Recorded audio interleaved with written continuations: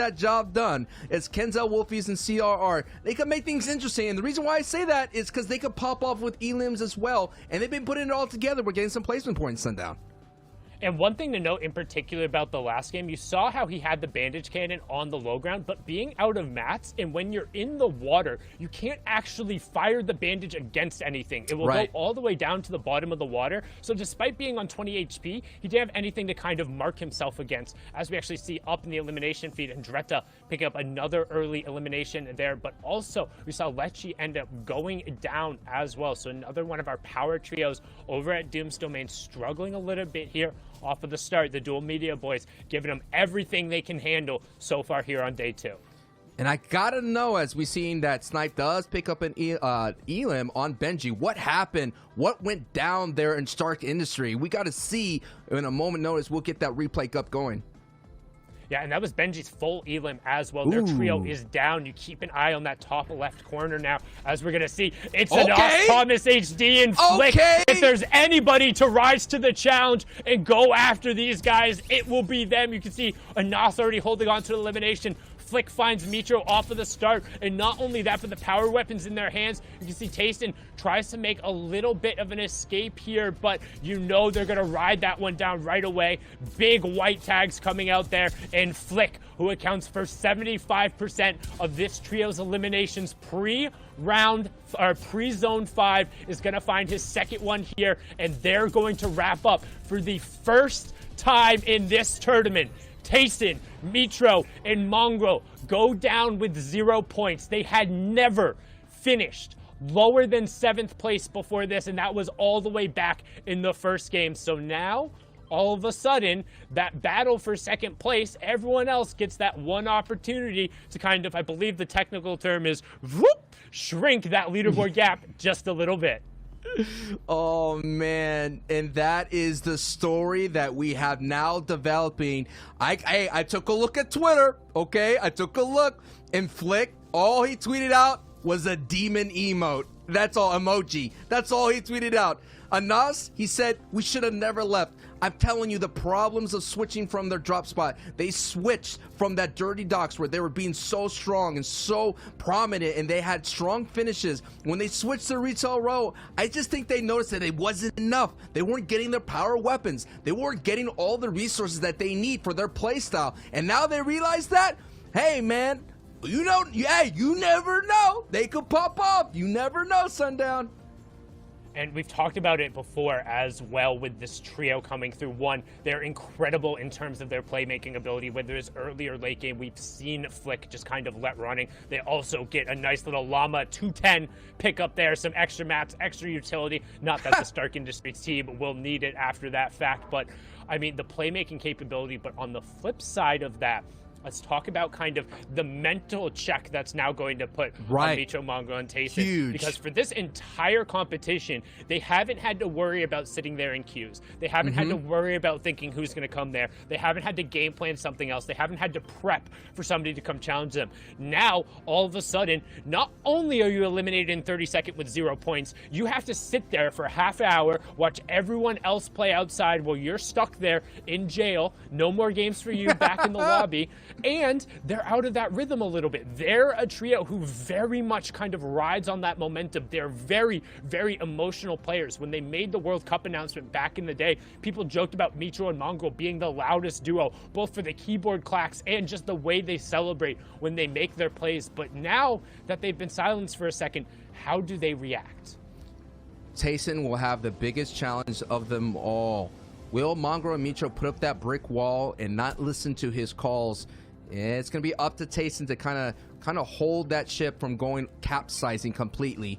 Giannis, Analex, and Xweez, they have an opportunity now to gain some grounds here. They are about 60-plus points away. They're certainly sitting in 2nd place. Another trio that we took a peek in down in Slurpy Swamps was Kenzel, Wolfie, and CR. That opens up the door to gain some ground, but we're talking about a difference of about 2 victory royales and some like close to double-digit elims. That's what's going to be required. And the difference is, as well, as we still have plenty of games to go, Sundown. We're just barely into the second half here of the grand finals here of the FNCS trios. And it was starting to feel like it couldn't be overcome because of how consistent they were. There was no hope. There was nobody who wanted to rise up and be the ones to challenge there. However, we've kind of talked about it before. Like, Jasper and Co., yes, they 50-50'd the chess, but they were relatively successful, and they turned a couple of those late games around. So especially if a top trio comes in with a game plan on how to take those fights, and they come in not necessarily fearing those three off of the bat, which they're one of the three players who can really genuinely say, like, yeah, let's go fight these guys and maybe come out better than 50-50. Now, all of a sudden, you're going to think, okay, Mongo really wants to get revenge there. But if they're not, they haven't had to practice this drop being contested through the first 6 or 7 games. Now, all of a sudden, 8th game, they lose it. 9th game, if they lose it again, there's going to be that seed of doubt in there. But right now, Razumi trying to get a little bit of doubt on this team, rotating away here, and a little bit of storm tags as they just remain utilizing their soft mats to get some positioning. And Sapphics trio here is looking for a good start here in day 2. Haven't gotten any points at the moment, in 11th place. Sapphic has been one of our slayers here in the region, picking up 15 plus elims by himself. But speaking of opportunities, opening the door here, it feels like, you know, at Anas, Thomas H. and Flick have slayed the beast, right? Now all the villagers are going to have a good time to try to claim that castle up there. And Nakos, Clement, and Flokis have an opportunity to storm that castle. They're sitting in 4th place at the moment. They're still about 30 points away, so that is a victory royale. They could definitely do it in one punch, but they could slowly jab their way up their leaderboard, Sundown. I would say it's probably more equivalent to either scratching the dragon's nose and making him think for a second. Oh, okay. Like, that's where he breathes the fire out of, so he's got like a little, it's like, hey, let's minor discomfort. I wasn't ready for that. I'm going to come back in a moment, but like, the villagers are celebrating. They're like, yay, we drove off the beast. Or it's like punching a great white shark in the face. It's like, yeah, you know what? You punched the great white shark in the face, but that shark is still in the water with you. Yeah, you showed that maybe you might be a little bit of a threat, and maybe you can punch back.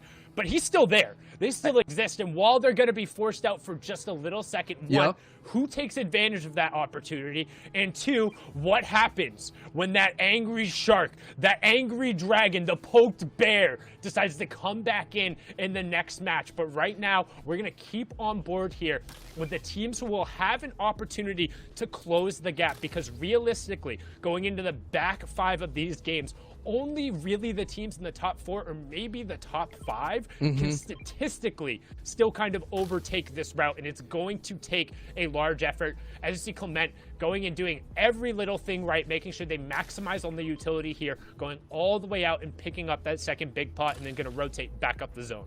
You know, I know the Halloween party is over and all that spooky scariness, but I've always learned to double tap. You always got to double tap and make sure that monster is down. And that's what Flick, Thomas, and Nos, they're going to have to double tap that down if they're going to keep Mongrel's trio at bay. So, Mongrel trio is out. Now let's just focus in on who is in and who has the opportunity to go up the leaderboard. And if you're questioning anybody out there, like, why would Thomas and Nos and Flick do that? Because they're slipping down the leaderboard. They start off the day with 15th. They're going down to 17th. Having Stark, that strong POI in their back pocket now, could enable them to get up their leaderboard and secure themselves thousands of dollars. All of it is on the line. And people are going to say, oh, why would they go and grief the top trio like that? And to my response to that, are you crazy? Are you crazy? They're competing to try and be the absolute top mark. Yes. And if this is a trio who is more than capable of winning games, especially when you see Thomas and Anas enabled with shockwaves. That's kind of what you really need to take away. They have to have a reliable way of getting the late game utility. That's how they've won their games. And if you can go Stark and guarantee that, yes, you have to fight one of the best teams in the entire game to get them.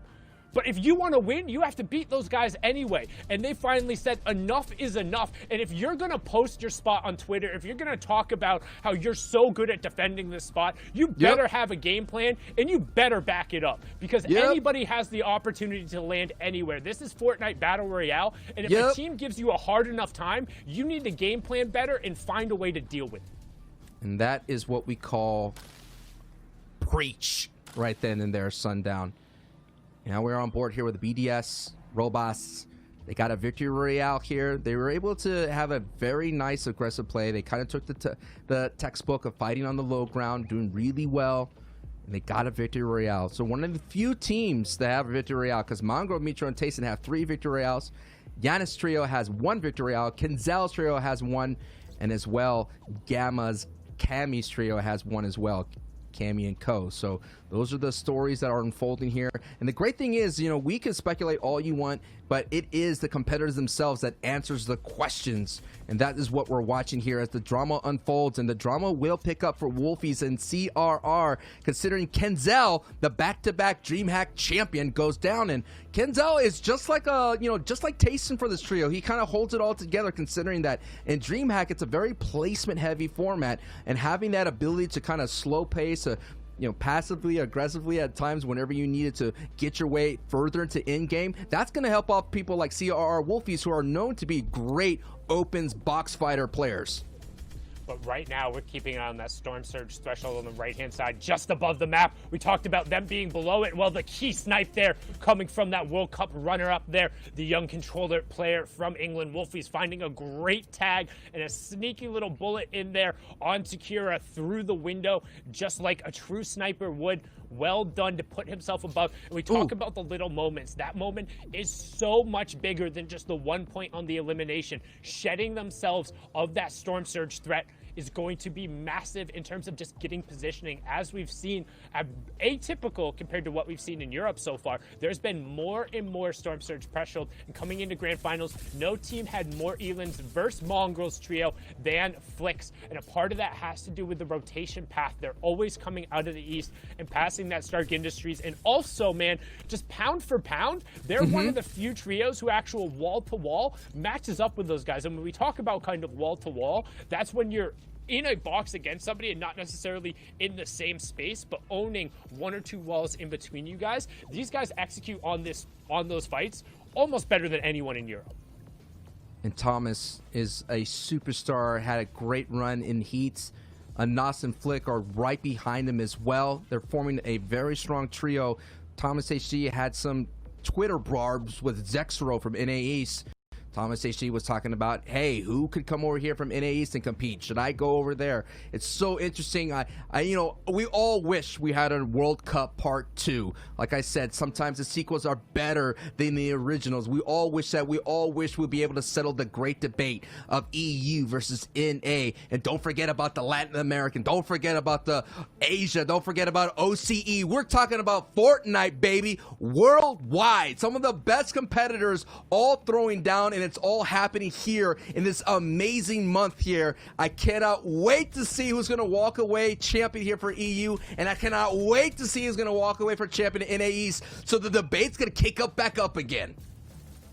You can see right now we're hopping on board here with that second place team on the leaderboard, who's going to try and take advantage of that opportunity to shrink that leaderboard and shrink the lead of that top trio. But I'm glad you mentioned something about Latin America, because there's an international land. We've seen just how good King can be in those circumstances, but right now all the focus is on Europe, as Xqueeze, aka MCES, duck on top there, finds a nice little knock and some key shots on players trying to rotate in. Now this positioning, we've talked about it time and time before, it's called a gatekeeping position. When you're in the safe zone and pressuring players who have the zone at their back, or either already into it and need to make it into the new safe zone. And it's where a lot of teams who had the foresight to rotate earlier are able to get key opportunities to pick up eliminations. And you can see right now, Duck on top doing a great job spraying down shots there, having control of the pieces in the area, and now trying to locate where that weak member is. And we're seeing already the rest of the lobby, seems to heating up at the right moment. Hen picks up a knock right there in the Elam feed, so that's going to be huge for them. Now that we know that the big monsters are out of the game, that's just going to make everyone play a little bit more loose. It's like all of a sudden the parents are not watching anymore. The kids are going to run rambunctious. The Rugrats are going to do what they do best, and that's going to be an opportunity that they have to capitalize. You're going to have a big pop-up game here if you're Analex, Xqueeze, and Giannis, if you want an opportunity to get that first place. And I mean, we're all going to have to keep an eye on. We talked about moments leading to bigger moments, and that moment of the opening engagement from Thomas, Flick, and Anas getting out Mongrel is causing so much waves throughout the entire time. And look at that. Analyx, Giannis have someone on the ropes in that back half. Let's take a look at the overall picture here and see who's going to have a strong position going forward. This is going to be a very interesting in-game considering we have a lot of water and Lazy Lake POI in the distance. And right now, you can see Wolfie CRR not having to move, just still perched up on top of the building. Lanouf, Moraine, Jaspe, the other team who had originally contested over at Stark Industries, but not brave enough to go over there in the grand finals, posted up. Getting a nice 360 view here. Shout out to the observers, by the way. They've done a great job catching all of the action and giving us some of these beautiful shots. So you see a nice little double ramp rush coming out from our second place team. That to me indicates that that fourth zone was revealed and they're going to try and get priority over that entire western side, and a good push from them there as we see Floki also pick up an elimination onto Swag. So the French trio continuing their tradition of picking up more elims than normal in the mid game, as Andalex in another one of those gatekeeping positions here, priority high zone. And I mean, the reason they're packed around the outside is that fourth circle. So we have half in, half out right after this. And this is a strong gatekeeping opportunity. The only danger they risk is getting sniped returned, and that kind of return to sender type lethality is going to be so dangerous to deal with. But they're sitting good. They're covering angles, and someone kind of almost out of nowhere, kind of peekaboo, Jack in the Box, took a shotgun blast for Analyx and kind of woke him up for a brief moment. You got to be careful here. You have those edits open, the greed sets in, and we've been seeing time again. Benji gets sniped in the back various times. We saw a highlight where Thomas HD was able to sneak up on him and they had a harpoon snipe play.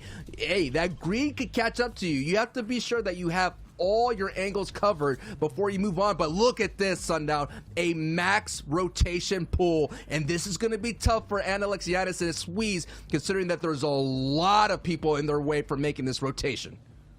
Yeah, and I'm not sure. Okay, I was just about to say, trying to see who has shockwaves on that side, because they're going to be using it right away. Because if you go too late, everyone else on that side will have already built up on the high ground and be turning around. So you need to kind of time it with other teams, so there's a plethora of targets going through the air and you don't end up just getting swatted down like a clay pigeon. But right now, Exqueeze and Andalex instead opting to stay up on their high ground, and they're going to pick up Patrick and Deceptos, leaving Hen all by himself there. We're also now rotating into the first round of placement points. 18 trios remaining, so one more will need to fall. Then every single trio that drops will be a singular point. Wolfies picks up a huge knock there onto Clement, indicating they're also making a rotation towards kind of that central zone. Everybody already posted up in Lazy Lake is more than happy and keeping an eye on the Elim feed. Janice gets knocked there as well. So our top four trios facing a little bit of adversity, but who's capitalizing on the opportunity right now? It's the team who took the situations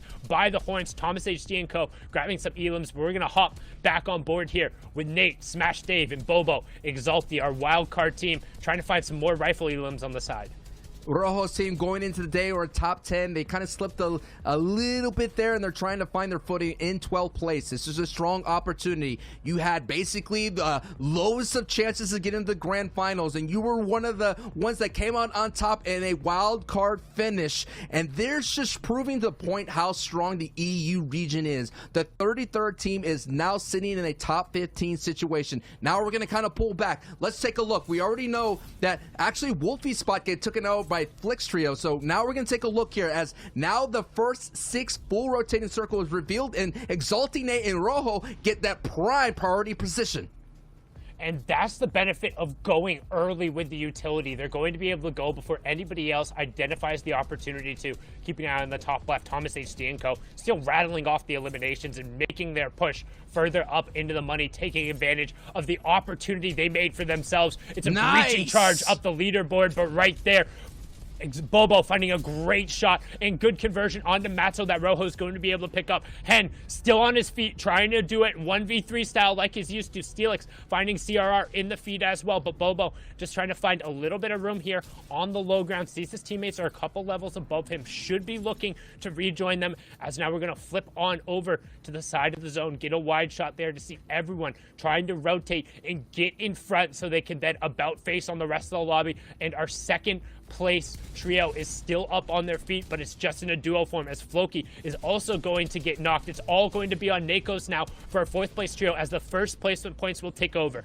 Every trio up, beginning 1 point, but still 40 players remaining, 9 of which are under Storm Surge. Our 4th place trio going down. 2nd place trio also getting knocked here, as Nate, Dave, and Boba are continuing to just be on the front priority of the zone. Hen doing his best solo ranger impression, picking up another knock, but right now, all about priority, as these guys are going to begin to find picks.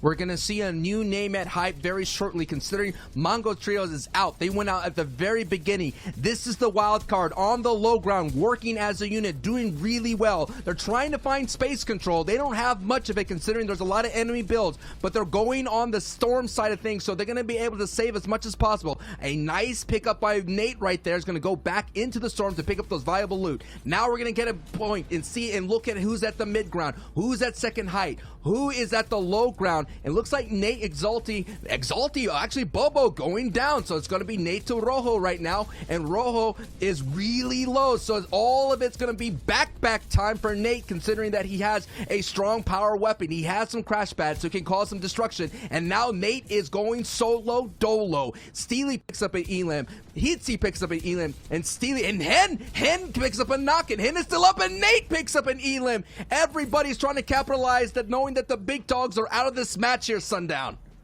And Hen finally going down the solo run into the top 10, but Nate says, I'm Mr. Solo Dolo himself. Crash pad up on the high ground, gets Antarak, and we saw SLQ had a brilliant kind of tactical performance yesterday, hiding in the tree there for their 2nd place, so some high ground control, but again, textbook from the top down. When they're given the power position, they're taking advantage and trying to storm up the leaderboard. Thomas HD flicking it off on the high ground, and nothing to do now. And Sweeze is out, so that is the 2nd place team going down, getting eliminated. This is Thomas and Anas and Flick's world to be able to bolt themselves up their leaderboard. This is the strong opportunity to do so. They already have, look at that, double-digit elims, 11 elims. This is going to be such a strong game from this trio, and now we're in a top 4 situation. And Flickanos and Thomas HD has initiated the spread, the split, the deadly split that a trio could initiate and rack up a lot of elims and cause disruption. And Flick has those crash pads as well. He's going to be able to throw them down and cause more disruption on the low ground. But I want to see them execute and close out this game. Too many times during the qualifiers, they'll be in this position and it'll slip away in the final moment. And if they want to put themselves in the money, if they want to unseat Mitro, Mongo, and Tayson all the way, not just from the landing spot, but from a miraculous run and unseat them at the top, they have to get all the elims in the victory right now. Nos finding Flois in the side. Thomas making sure he's all the way up on height, and he has a shockwave to also throw down on the low ground. Gonna continue with the crash pads, sends up Anas, but Flick goes down. They're gonna put the heals onto Thomas, and then Anas is gonna go down and try and close out the match. Challenge comes up, but a big 75 tag coming through. Here's the thing, Anas is down 1v3, but the tick is gonna end up coming over. Centric is in the zone, he has the healing pads, and Thomas HD clutches it up there. Well done, Louis, going down in 15 eliminations. That was awesome. Unbelievable. It is grand finals. It is hype. We are going to need a leaderboard check. Zeke, Shio, and Reese, what you got for us? I'm sorry. To try to make it happen. And there's definitely a reality where both teams are in the game, fight each other, get no points at all, maybe 1 or 2 Elam points, and then it's all up to 3rd, maybe 4th place to make that jump, make that rise, and get the clutch victory royale. I mean, could it be any simpler, right? Like, watch Fortnite fam. As we're watching this game, you got to keep your eye on the top left elimination feed. If Mongrel, Mitro, Tayson are wiped out, that means 2nd place has the shot. If 2nd place goes down, 3rd place has a shot. It is a battle for the top 3 right now. But also, real quick, props to Andretta and his trio, jumping up to 5th before this final game. You know, again, it's not that one spot, but that's still going to make such waves, especially in your earnings, especially in your notoriety, to be able to say, look, whatever happened, we placed 5th. Very big hats off to this trio. Now, my biggest question will be, which trios come up here in the final game? This is it, the final shot. Because at the end of this, we're crowning an FNCS champion. They will hold the axe of champions. It is now or never. One And it's final first. game. It's one final game with first and second place fighting each other at the same drop. Oh, I need to do it. I need to do it. I need to get the hype chart back off. It's off the charts. I need to bring the I'm on cloud 9 one back out. I'm over the moon. I have all these. I have, you know what? I've come prepared and I didn't even realize. Andalex, Janice, X Squeeze. I also have my Mongrel Vitro Tayson. They're gonna fight off against each other. I'm so excited. Oh my lord. Oh, wow. Thank you for that, Reese. Thank you. Man, I needed this laugh because I'm so tense. I'm so worried. My little baby heart can't take this pressure. We only have a single game left, and that will be it. Now, if you guys, you're looking for more action, you're like, man, I don't want this action to stop. Don't even worry. Stick around. We're going to be jumping into NA East. We'll have 6 games there. We're going to be catching up on other regions as well. The action today has been ridiculous, but this is it. We're jumping out of the battle bus one last time here in EU. At the end of this, there will be new champions. Sancho, Sundown. Let's do this one last time. 3 rounds of qualifiers, 4 heats, the historic wildcard match, and then 11 games so far. And it comes down to this one final moment. And despite only 8 points in their last 4 games, FaZe Mongrel, Liquid Mitro, and E11 Tayson hold on to a 20-point advantage over the rest of the field. The question is, in this final opportunity, this final match, can Andalex, Janice, NX Squeeze, or Rasco, Cammy, and Artur unseat what have been the undeniable kings of Europe so far? My name's Sundown, joined here by Sancho West, and we'll be bringing you the final game right here, right now, and we're going to kick it off where else but in Sweaty Sands, with 1 and 2 standing toe-to-toe, mouth-to-mouth in the ring at one of the strongest POIs, but not a vault in sight, just some good old-fashioned Fortnite. May your builds be strong, may your shots be true, and may your journey end with the ultimate victory royale. But this is going to be a baby victory royale. This right here, this engagement going down in Sweaty Sands, is going to determine the FNCS Trios Grand Championship. It's going to be crazy. At the same time, though, if 1 and 2 hurt each other so aggressively, that opens up the door for Raxo, Kami, and Artur to snake away that grand championship. It's all or nothing right here, the top 3. And I just like this, that it's just so crazy that the opening moments, the drop spot, could determine your fate. But a key thing, and we saw it at the start of the game, zone pulled to this side. The onus to go and take the fight is on Andalex, Janice, and Duck on top. The MCES duo and the Wave player need to go and find them, because if Mitro, Mongrel, and Tayson just slip into the middle of the zone and are guaranteed to get into this late game situation, that's it. That's done. You're not going to catch them by outplacing them. They've done incredibly well when they've made it into those mid and the late game situations. They need to go find them and not let them slide into this horde and disappear into the shadows and claim that #1 spot. And we have seen that Mongrel and that trio love to kind of park themselves underneath that tower. We've seen it in the very openings of the grand finals. Andalex, Giannis, and Xweez being right on top of Mongo, Mitro, and Tayson. They kind of neighbors in this fact. And you're right. That is why Giannis is so far out there. He's in the pond. He's going to be as if like he's a scout, making sure that he's going to be the first person to be like, yo, Mongo is coming. Mongo is coming. Tayson and Mitro are coming. He's going to ring that bell for Andalex and Xweez to stop looting. But look at this. The flopper plays. I like it.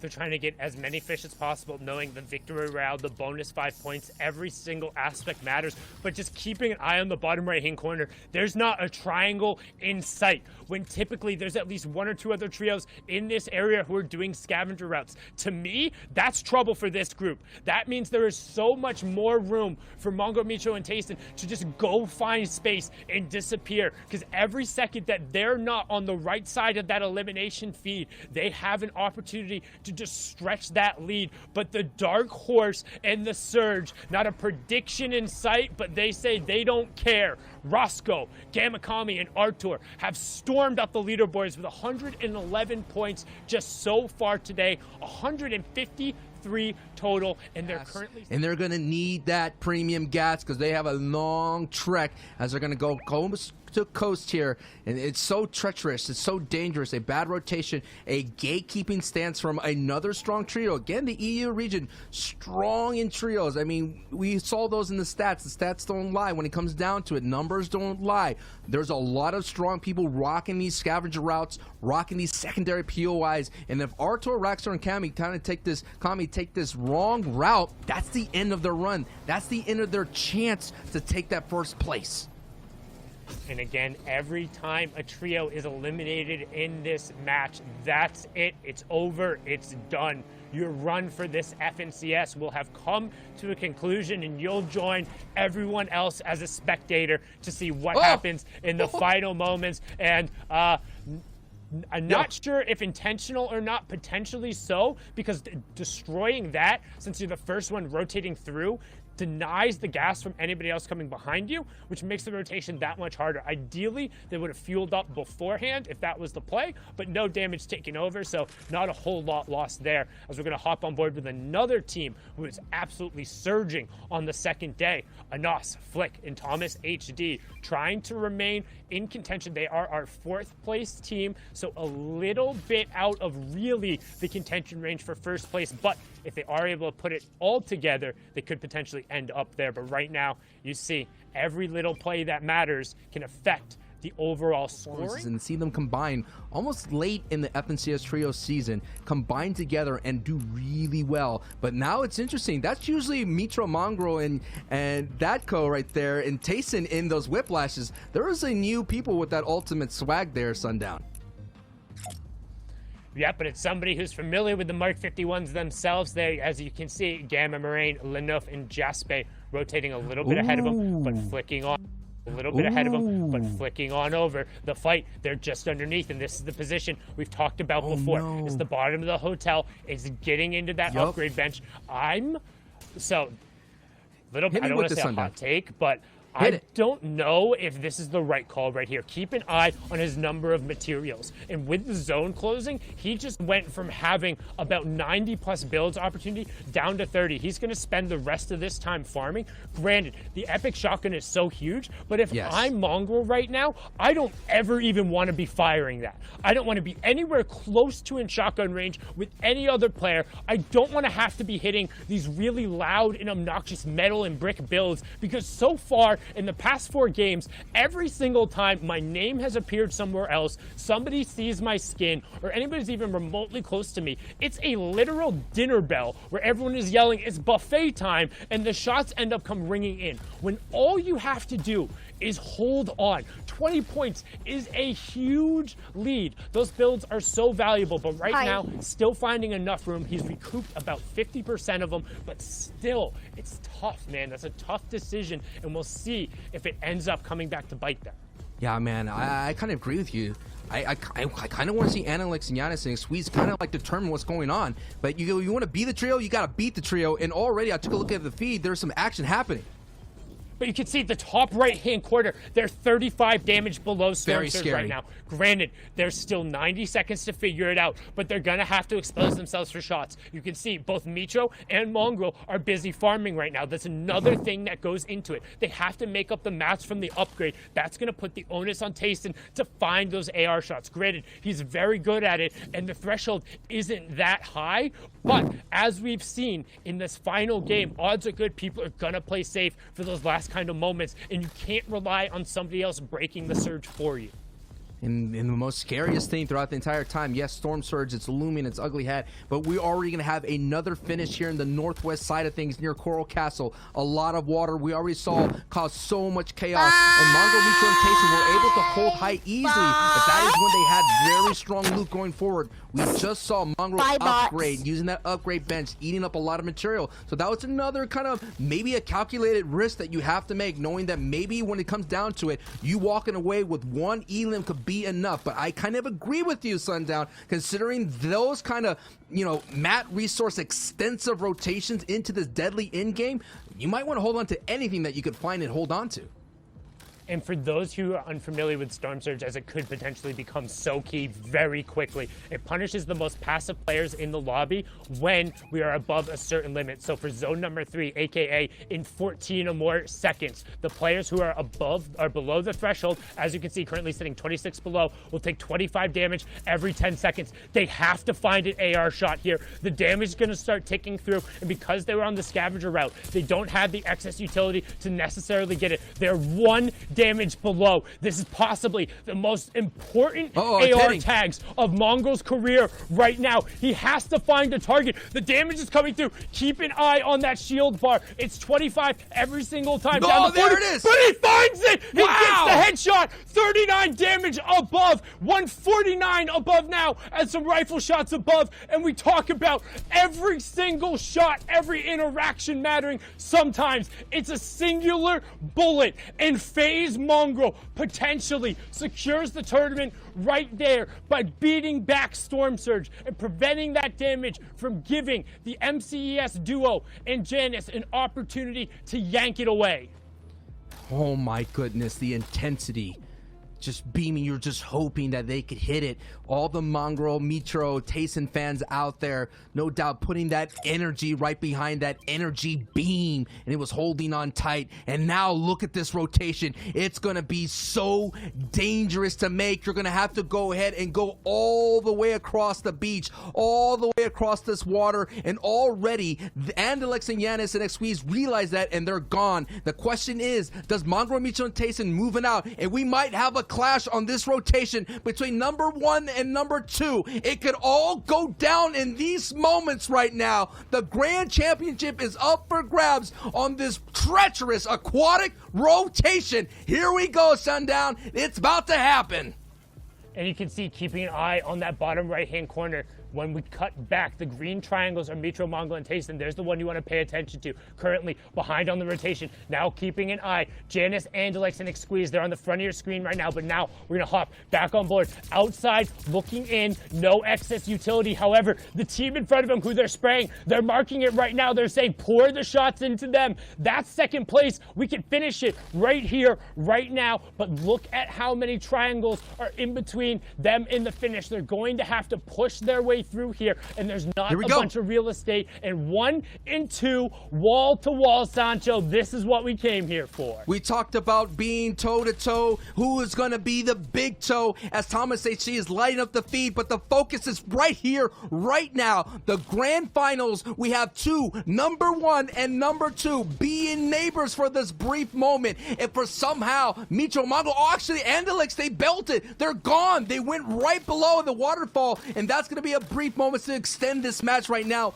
But right on the heels on this rotation is Mongrel, Mitro, and Tayson, and they have to stay alive as long as possible. We're not even near the placement points. 24 right now. It needs to be the 17th place. And some of the lobby focus is creeping in. They got to be careful when the bullets are going in. That's them underneath. That's the MCS duo underneath them, putting pressure. Tayson, this could be it. They can't go down here. Tayson's down. Mongrel on 20 HP. Mitro on 20 HP. And when it looked like they had it all boxed up, when they had the trophy already on the shelf, the chickens were counted before the eggs were hatched, and now it all comes crashing down. The door is wide open. Andalex, Janice, Xqueeze, aka Duck on top. They only got 1 of those eliminations, but the 1 point is now going to close the gap, and now the math begins. They were 20 points down to start. Can they find the 19 points to make the difference here? It's all going to come down to match number 12. and the rotation gets dangerous and more dangerous because now that they keep pushing into the northwest all the way through Coral Castle and as well have to deal with the waterfall on the other side. They have yet to capitalize every time Mongo, Mitro, and Tayson throughout the entire day. The door has been open and they have yet to walk through that door. This door is just not like any other door. At the end of this door is the grand finals championship. It is time. It is your opportunity to clinch it, to go up and grab it, to seize it. Don't let it slip away. Let's go. And now it's all going to be on to them. This is the story we talked about. Just one singular opportunity, but they have to take it. An opportunity is nothing if you're not able to have the ability to capitalize. And with only the shockwaves and the peppermints and no extra shields, very limited builds, the opportunity looks like it's slamming in their face. The door ever so slowly creeping in. Storm Surge, not gonna be an issue, but you see they need every point possible. If they drop, Mitro and Mongrel get their trophy. They have the chance to steal it away, but it's going to be so incredibly difficult, as you said, because look at the number of triangles in between them in the safe zone and the ambush. Janice goes down, the solo champion falling there in a key moment when you need to have everyone together, when you need every placement point in every elimination. He falls. Now, oh my goodness, it's up to Andalex, the duo champion here, to kind of form up and know the lobby focus is real. And when you're down to these kinds of mats, it's all but a matter of moments. It is second place on the ropes. Oh, they're reeling. They might get knocked out right here, down to green HP, as Squeeze and Andalex are holding on for their tournament life and the opportunity to get the first place. It's not going to be easy. Sundown, they have a brief moment to breathe, but look at that half in and half out. They're not safe at all. There's still danger arising. Can Andalex and Xweez overcome the adversity and have an opportunity to at least get a victory royale and the overall championship? They need the space, and we talked about being fortunate to even have an opportunity, but you have to be able to capitalize, and right now, they aren't getting that chance. There's too many people in between them. They don't have the resources. They have to find a key refresher, and right now, a smart path to go forward a little bit and over the side, but as you called out right there, 7 builds, Sancho. 7 builds, 21 HP, and a dream of first place, and an Axe of Champions as they begin to rat through the catacombs, but each door you break could potentially have a surprise on the other side, especially as you creep in, and we can see the yellow tiles right through the side, but Andalex recognizes their door opens up. They can't take any fire. There's no excess shields, and this is the tournament right here. Mitro, Mongrel, and Tayson have been dropped. We're getting closer to placement points, but the only trio with a mathematical chance of catching them has their back against the wall. Nay, the wall, a massive mountain, as currently 21 HP, 121 between them, 0 shields, 2 builds on Andalex. He has to find a snipe to make this happen. One pump shot, one edit is enough to knock out Andalex and Xweez, and that is why they're hoping. But look, Zone says, you know what? No way. You're going to have to go up the waterfall. Now, all of a sudden, we're at an all-time high in danger. The tournament right here is at stake. No doubt Mongrel, Mitro, and Tayson are happy, and this could be big. This could be big. This could be that refresher that they need. Let's see what that Squeeze finds. A brief moment just to relax and just breathe a sigh of relief here, but they're not done yet. They got a lot of work to do as they're unable to clean up that knock. Oh, and a bad shockwave! Bad shockwave separates Andalex and Duck on top, and this is horrible because Andalex has no build. No! We talk about being a fish out of water. He's a fish in the water, and now he's done. It's all going to come down to Xweez, but they're into the placement points. It's a survival of the fittest, and how fitting. The story of EU has been the Lone Rangers and the clutch opportunity. Xweez with the opportunity to rise here and to make it a historic moment 34 players remaining, 16 trios left, but he has a pump, a epic burst, 10 builds, and a dream, and the dream is quickly dwindling like a candle. He tries to find a little bit of space, but it's not going to work right now. Zone is closing in. He needs a refresh. He doesn't have the tools to win the game with 4 more builds. Oh, no! Somebody in his box! He finds the knock. Siberian Jake could be the gift that he needs. The damage still coming through. 43, 10 HP,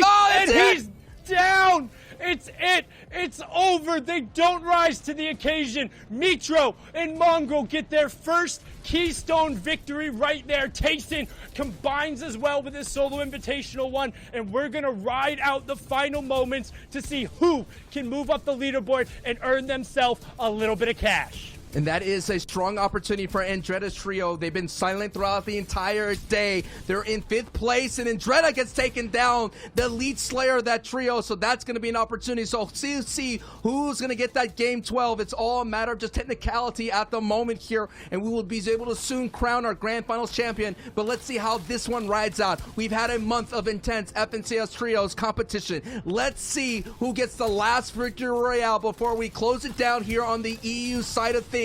And yes, a nice pickup right there. Who's going to be able to build on it? And a nice knock right there for Dwaja, Swag, and Snap. This is going to be a nice opportunity, though, to build on their success and an opportunity to get that victory royale.